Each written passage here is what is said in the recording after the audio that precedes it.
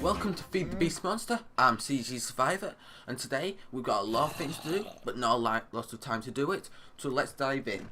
So first of all, I just want to show you the sorting system which I now have set up and ready and raring to go. Now I've added more compression for the cobblestone, so I've got double compressed, and I also added compressed dirt, of course. You can see how everything's sorted. I don't really need to sort peat into there, but for now that's how it's going to go. And I've just got a few items around here. Now, one more thing I need to tell you is, unfortunately, we had an accident with the world, whereas a whole chunk has happened near the port, near the, what was it called, quarry, burst out to the ground and reloaded as the new chunks from the new mod, which is called Biomes of Plenty, the new version of Biomes of Plenty. Well, that's bad bye. I fixed it, I deleted the chunks, but I lost the chests which are here and I can't remember what was in them. But anywho, that's not important. So, first of all, I'm going to start off by coming down here and grabbing this ender pearl. We are then going to stick this ender pearl in here. Now I need to go grab another item, because I went and found another 2 ender lily seeds. Now, there's one problem with this setup. It takes its time, it's slow, and it doesn't give you any seeds back. But if I can find my chest which has this in, obsidian and unprocessed ores. I couldn't think of a block that needs to go in, and eventually that's going to hit lava, so it's going to be melting down this. Now, one ender pearl turns into 250 millibuckets of, sorry about that, that was my phone.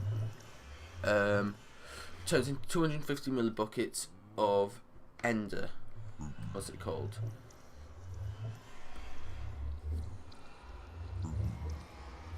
Okay, where'd you go?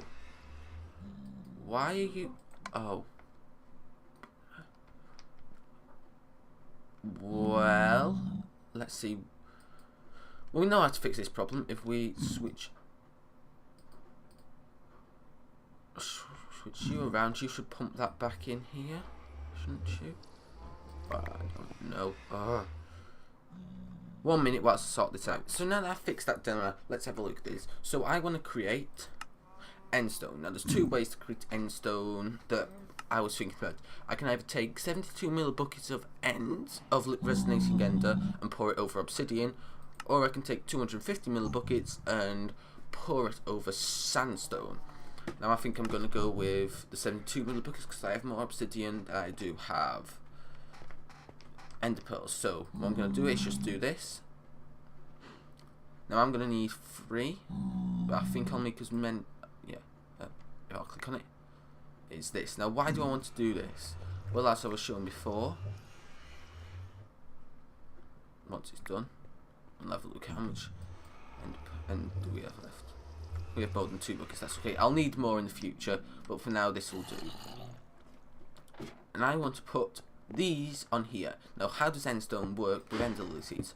Well, ender lily seeds grow faster on endstone, and they also have a chance to drop 2 seeds once fully grown. So that was the first thing that we wanted to do. Good, done, sorted. Let's move on to the next thing. Next of all, what time is it in Minecraft? Well, it's getting close to the time, so I'm going to show you some things. Where has that gone?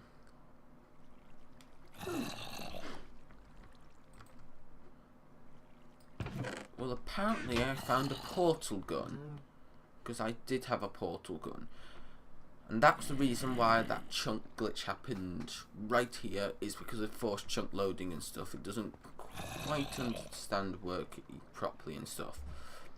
But anyway, now that it's nearly night, let's sort out what I want to do. I need an enchantment table, a division sigil, this and this. Now, to get a division sigil, you get it from dungeons. Now, I found a dungeon, and that's where I also found the portal gun. It probably might have ended up in my sorting system. I'll have to go and have a look. But before we do that, I just need to find a flat area before this moon reaches the mid-height. Right, we're on a timeline now. So what we need to do, we need to put down an enchantment table. We need to get 8 redstone and surround this whilst not being killed by mobs. And then do this. Okay, right, that's not what I was going to plan. That's what was supposed to happen. You were supposed to sacrifice the mob on there, whilst having the division sigil land. I was going to sacrifice the passive mob, but that's okay. Right, now I'm going to collect this cursed earth. Now to collect cursed earth you need a silk touch tool, and I grab myself a silk touch. Oh god, I'm going to die here. I'm out of here. No, let me out. Oh god, this is dangerous.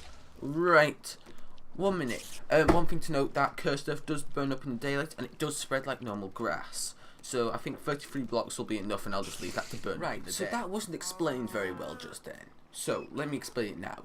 Basically, to activate a division sigil so you can divide by diamonds, I'll get onto this in a future episode. I mainly wanted to do it now because I had the division sigil and I just wanted to do it in this episode. You need to have an enchantment table surrounded by redstone. It needs to be midnight, and that you need to commit a sacrifice. Now that means killing any mob on the thing. Now I was going to do it with mushroom from the farm, but instead I sacrificed that zombie. Now how does cursed earth work? Well, cursed earth, if it's too light, it will spontaneously combust and burn up and turn to dirt. Now it spawns mobs at ridiculous rates, but they are stronger. However, the ridiculous rates can be used to your advantage, and that was what I'm going to do in a future episode for some overpowered mob spawner. But that is that, and I think we're going to move on to the next thing, which is going to be some long fall boots. Oops, it's 2 words. Now to make long fall boots, you need a 2 long fall boot, which is 6 iron, 2 diamonds, and 2 obsidian. No, yeah, 2 obsidian. I'm counting and uncounting. 4 diamonds, quite expensive. But what does long fall boots do? You may be wondering. Well, long fall boots, if you've ever played Portal 2, which is the mod that these are from, and I'll actually sleep. Oh, apparently I can't sleep. They basically allow you to fall without taking any damage, and I do believe that these don't have any durability. So 2 long fall boot, and now boots. So if we put them on, and I jump down this precariously placed, I didn't land in the water, I landed on the block, and I didn't take any damage. Aha! Found my portal gun. Must have stuck it in the sorting system. It went into the misc chest. So, if you've never played Portal, what portal guns allow you to do is create 2 portals and hop through them, like so. And press R to select those portals. Now, if you also press G, you can pick up blocks. You can also pick up tile entities, which is stuff like chests that hold an inventory by pressing G. Move it around, and it'll retain its inventory. So, for example, quickly grab these ingots. Still has its ingots in there, and it works with barrels and many other stuff. Can you go back there, please? Yes. So, what we've got left to do now is actually IC2 stuff. So what I want to do is upgrade my power supply from this puny CSU and puny advanced backpack to the next stage, which is MFE and the advanced, not advanced pack, something else it's called, but we'll find out about that. And that requires these gold insulated cable, energy crystals, and these basic machines.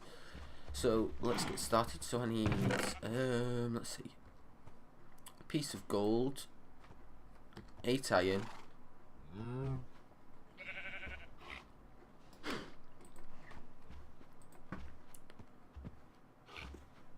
ooh, oh, it's changed the recipe. Is there another use for Nigerium dust?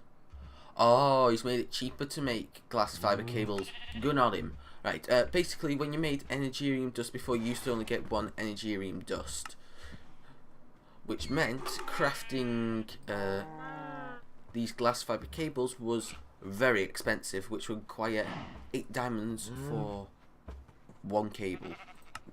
Very expensive, but anyway, now we make it like this. So we need 4 crushed diamonds, 5 redstone, and a few other stuff. So let's gather that together. So now that I have the items, let's craft it. So we're going to take 4 energy crystals, like so, and create an MFE.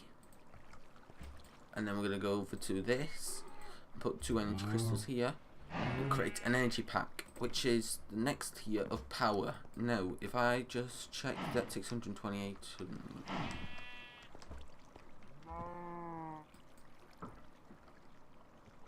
512, 512, 512, 512. So I just need another one of these transformer upgrades and then I'll be okay. Well, that's a big difference, 248 volts, but that doesn't matter. So let's remove this CESU, like so. Let's replace it with this MFE. Let's knock the MFE to loop down, so it should be... Oh, it's night.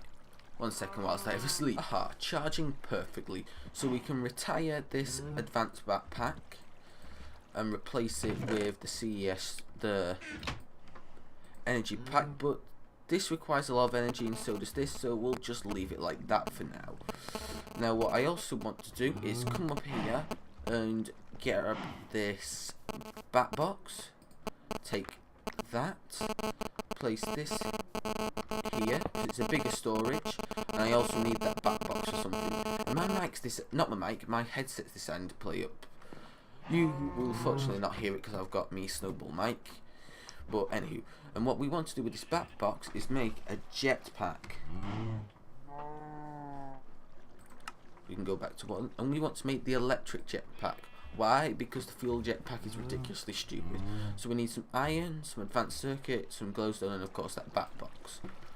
One moment whilst we craft it, and voila, one electric jetpack. Now, what does the electric jetpack allow you to do? Well, if I quickly charge it up, I've got by far enough energy here, and this is the reason whilst I created these long fall boots. Is once it's fully charged, which is conveniently going to take forever.